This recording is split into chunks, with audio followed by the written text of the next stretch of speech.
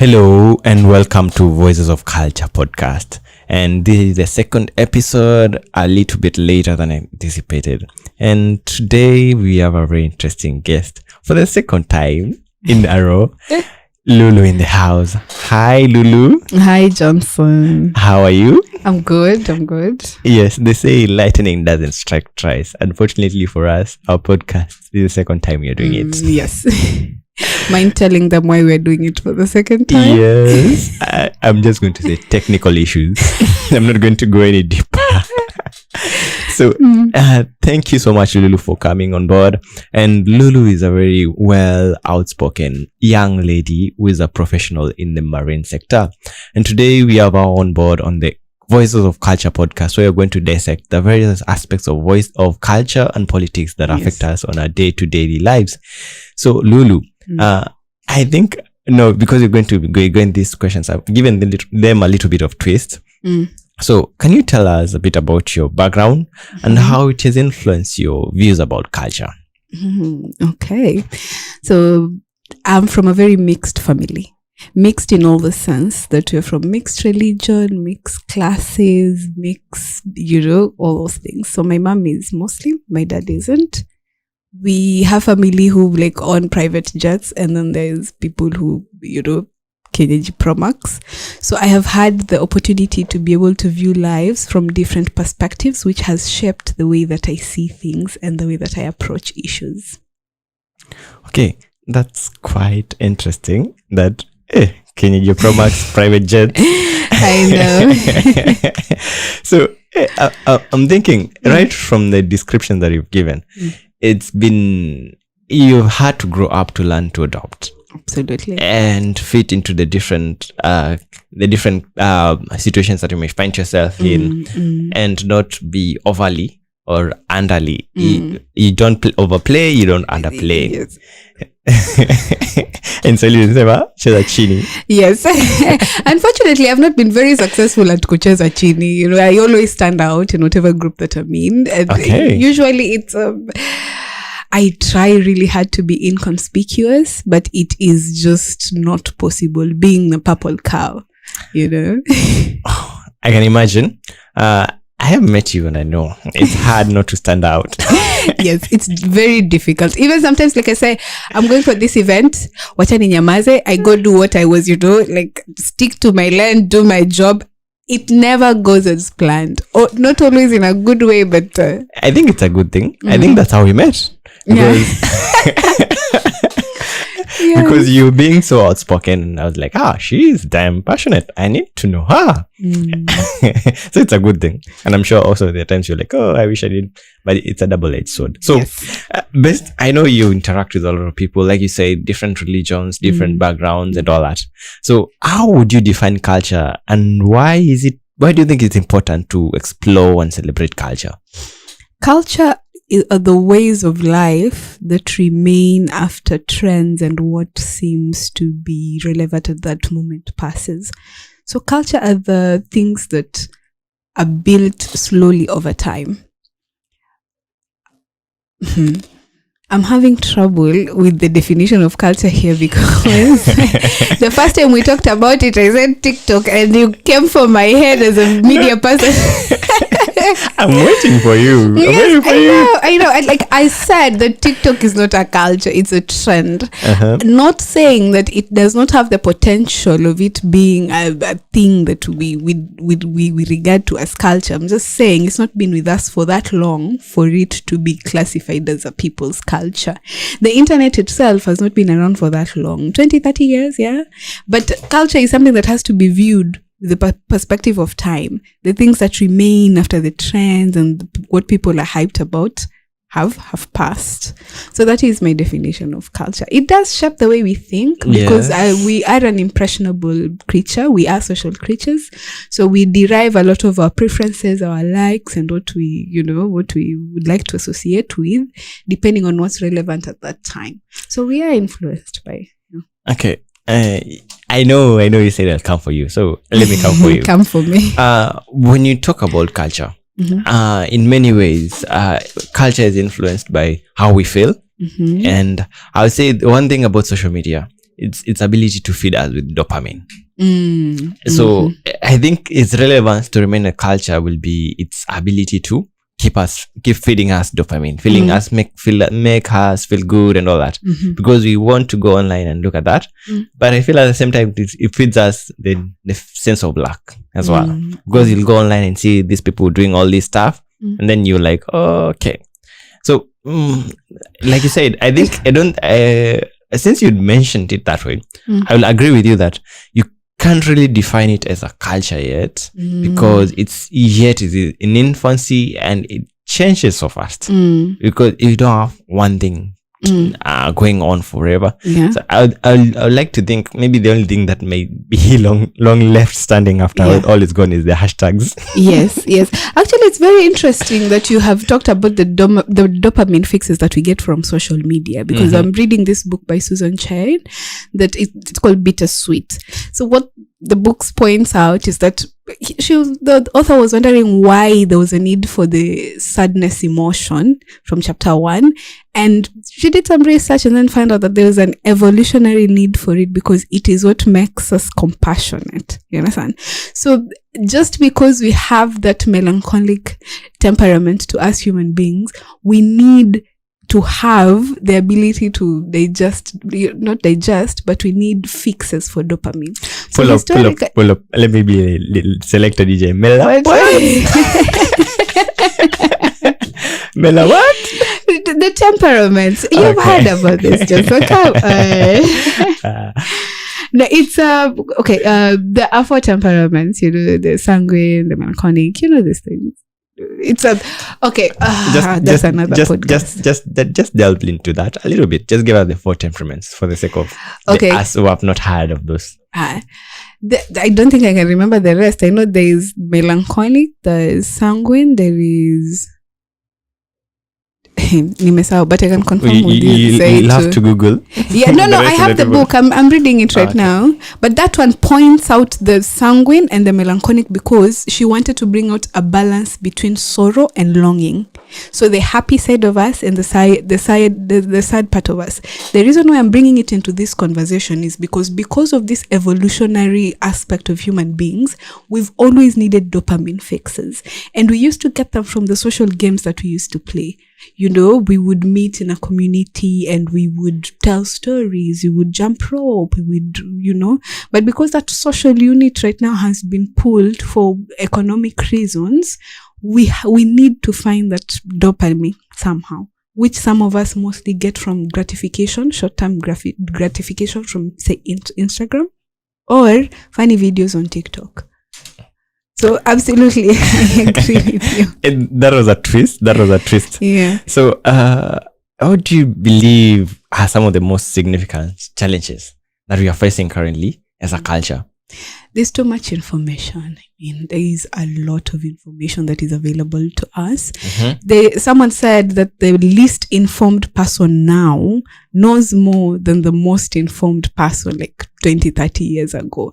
It's because we have a huge influx of information from the internet, and what we don't know, we can get like from a click of a button. Is a good thing, but is one of the biggest challenges, because we do not go through the conventional means of fact checking. We just take whatever is there as gospel, which is not true. People have access to the internet. Anyone as long as it's on the internet, it's true. I don't know, which is not true. It's not true. But it's a myth that is propagated. Yes, kabisa. There are scientific papers, journals, media houses that we can trust on the internet, and verifiable sources of information on the internet, but the average person does not take time to fact check. True.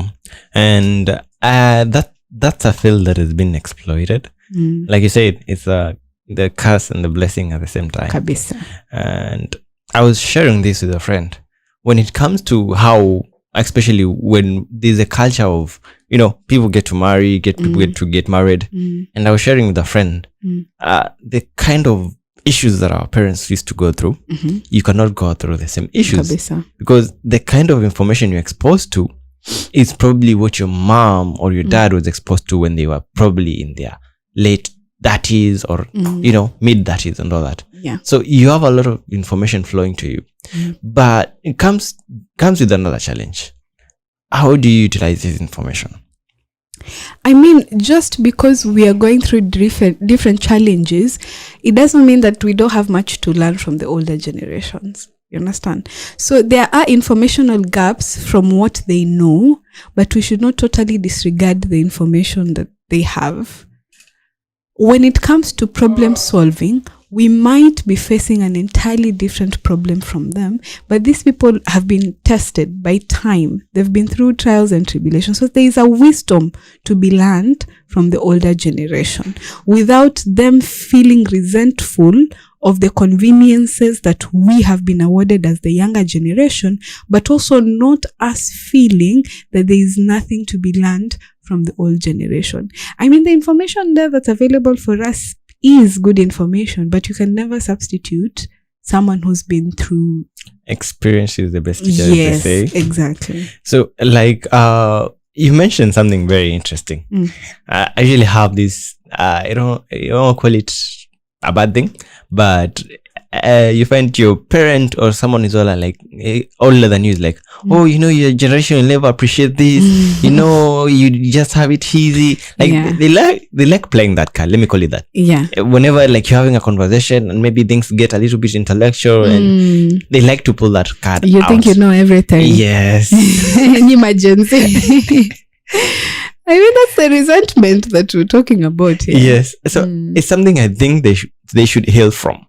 Absolutely. Yes, because it will hold us back. And one thing I love about our generation is we are intentional. Yes. We are intentional. You don't hold back and start saying, oh, it's because of this person, I'm this way. Yeah. Or if you're going through something, you'll try and look, what's the reason I'm going through this? And, I think for some time, the story of the boy who cried wolf. I think for sometimes we've been that as a generation, and to the point where the older generation doesn't take us serious. The story of the boy who cried wolf. Yes, I'm aware of but I'm struggling to see the parallel here. Let me give it to you. Yeah. Like, you see, the guy goes the first time. Actually, I did that story. I would learn that story in primary school as well. But in the story, that was a cheetah, and the guy, the boy was grazing, and he would go home and lie to the old village. There's a cheetah eating the goats. They would come, find nothing. The second time, that time, and the fourth time, the cheetah was actually there. So the fourth time, the villagers were like, you just lied to us. The cheetah actually ate. So I'm trying to relate that to the issues that we go through. Yeah. Particularly mental health. Absolutely. And also how our parents understand us. How we talk to them. Hey, this thing is causing me trauma. Okay, you may not tell them, but you may tell them, oh, I'm trying to heal through something. And they're like, what do you mean heal? This is how we were brought up. Yes. They look at it like, you're just being a crybaby. Kabisa. So there's that Toughen where up. they're looking at it like, these are just new world problems. These are not problems. So there's that issue where, do you see the relation? Yes, I see. Yes. I see. Long shot though. Absolutely. I mean, Johnson, Generation Z, kina sisi sasa, tunajipenda. And when it comes to mental health, we are aware of these patterns. We see, we acknowledge, and then we say we want better for ourselves.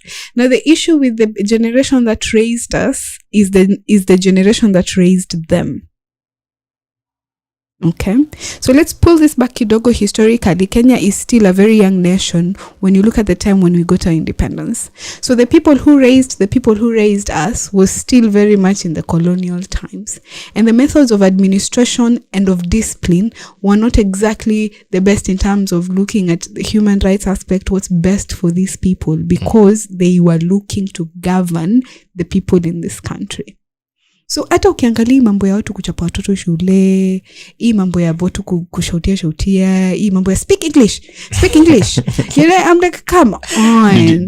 Were there discs in your school? Yes, and Kiswahili is a national language. It's an official Kenyan language. Oh. So there's no reason to be berating. I understand the importance of learning how to speak well the foreign language, but it should not be at the expense of our children's mental health.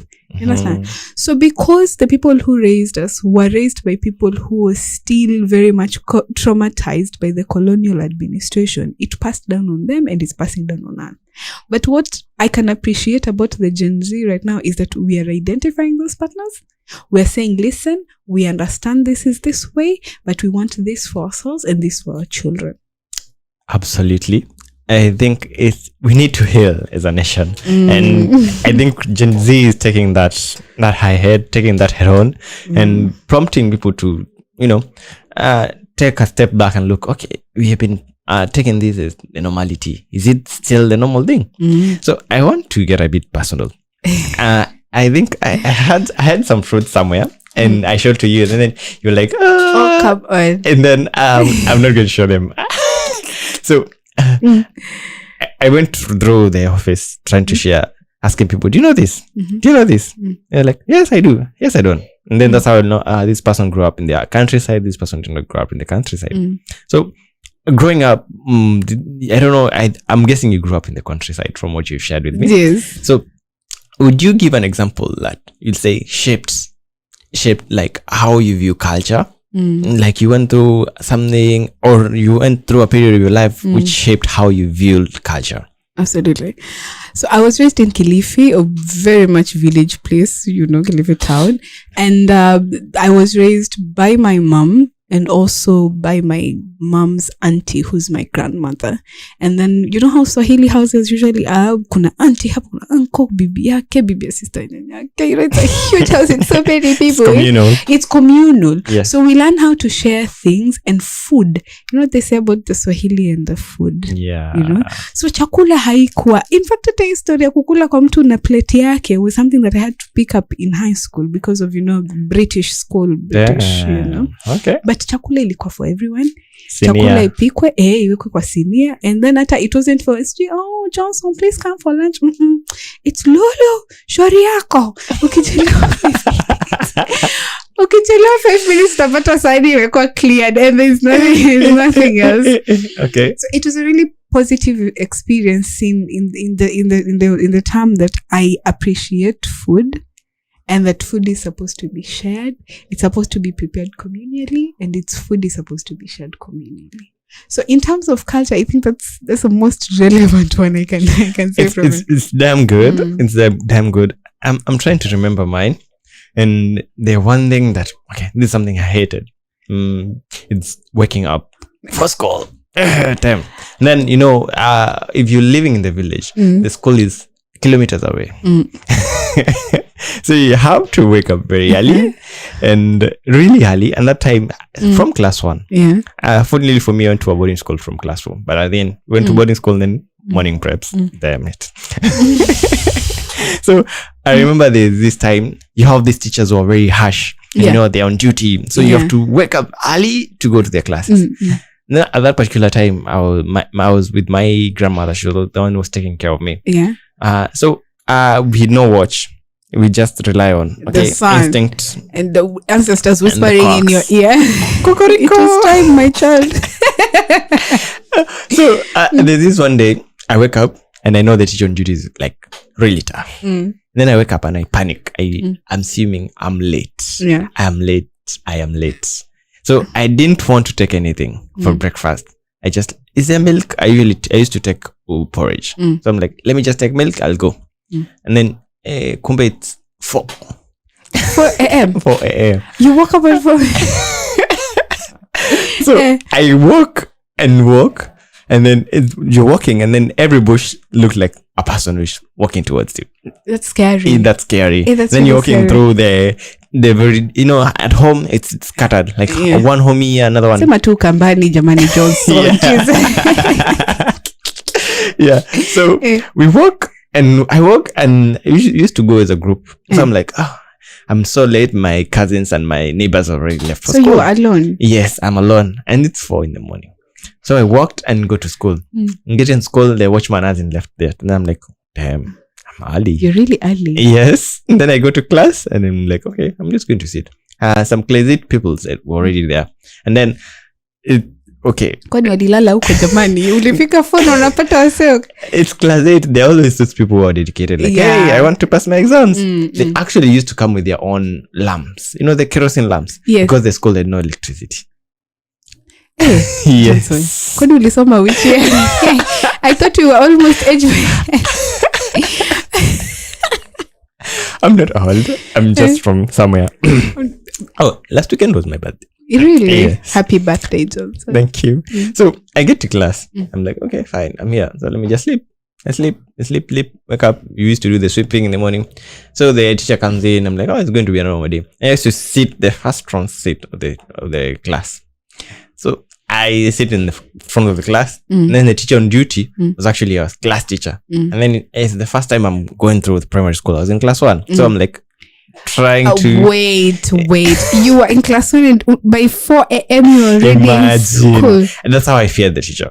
I think that goes back to what you were sharing about authority. I think I've had an issue with that. How you're imposed on, like, you're not supposed to question anything. You're not. So I used to have that fear. In fact, I'm healing from that because even when I go to my former primary school, I still can feel that fear coursing through. Like, hey, this used to be where I used to go to see the teacher. This, like, all PTSD. that. Exactly. I didn't know these terms. I just didn't. I just knew. I'm like, I'm going back to this school. I am feeling some type of way, but let me, because my sister and bro and there, so let me stand strong. Let me go. I'm saying, so on that particular day, I'm sitting in front of the class, and I start to drift to sleep because I woke up early and I didn't have a strong breakfast. So I'm like, sleep. So eventually sleep, and then. This is usually the funniest part. I haven't told this story many times, but when the teacher comes and taps me, boom, wake up. So you can imagine the terror, the what. So I just wake up explaining, oh, I woke up late, I drank milk instead of... Defensive, I'm checking, I can explain. Look, That's how I woke up. It worked for me because instead of getting beaten, the teacher just laughed. It's just so funny. Yes. So that is one example, like, I remember. And then after that, I remember it's like I think that's why I had that deep-rooted trouble with authority. Yeah. So that was my example. I want to go to the next question. How do you think we can better understand other people's culture and appreciate them? Tolerance. And also, knowing that your way is not the way or the only way to live. I mean, you make choices for your own life. You don't have to dictate your choices on other people's lives.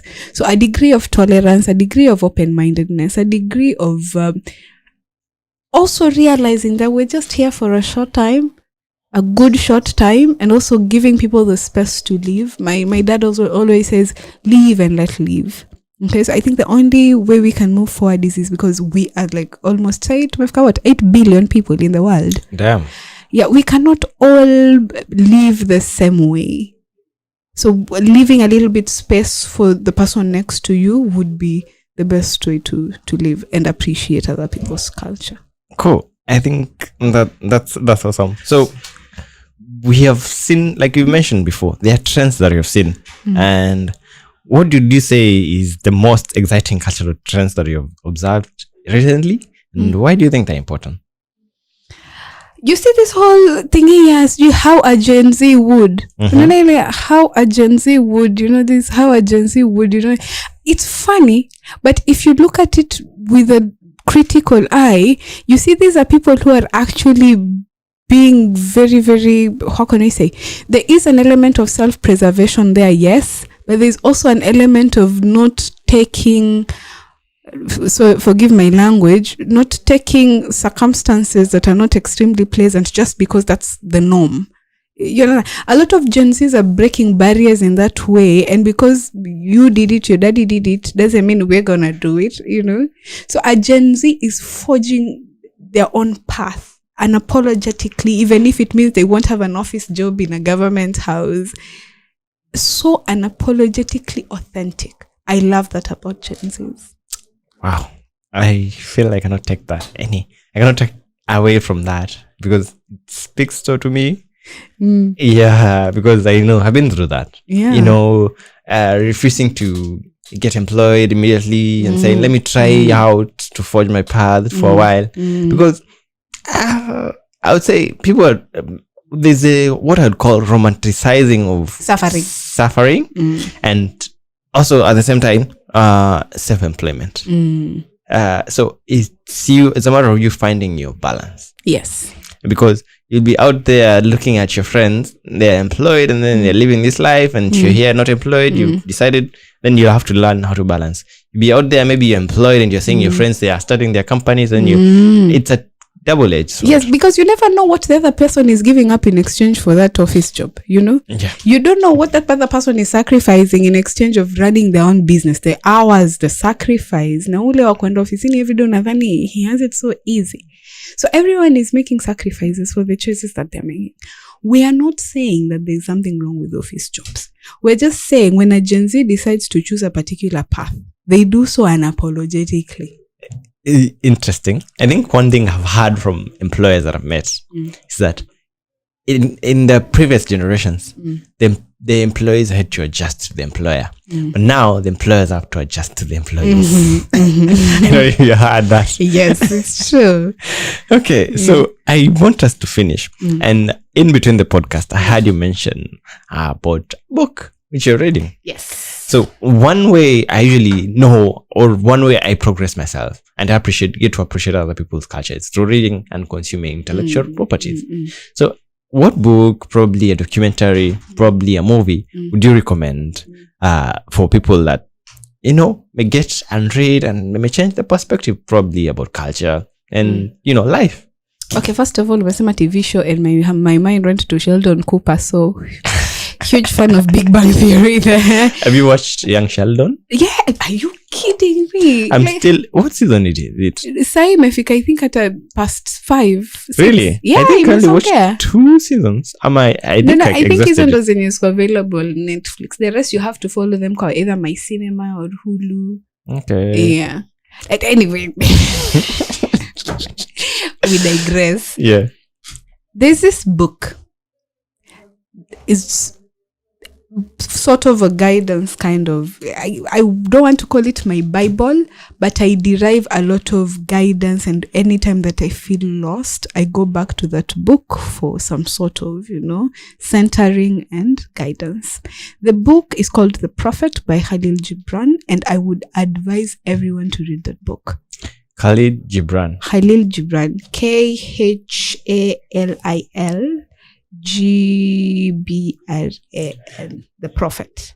So the book is some sort of guide on marriage, on love, on work. It's written in a poetry style, so if you enjoy poetry, you'd really like this book.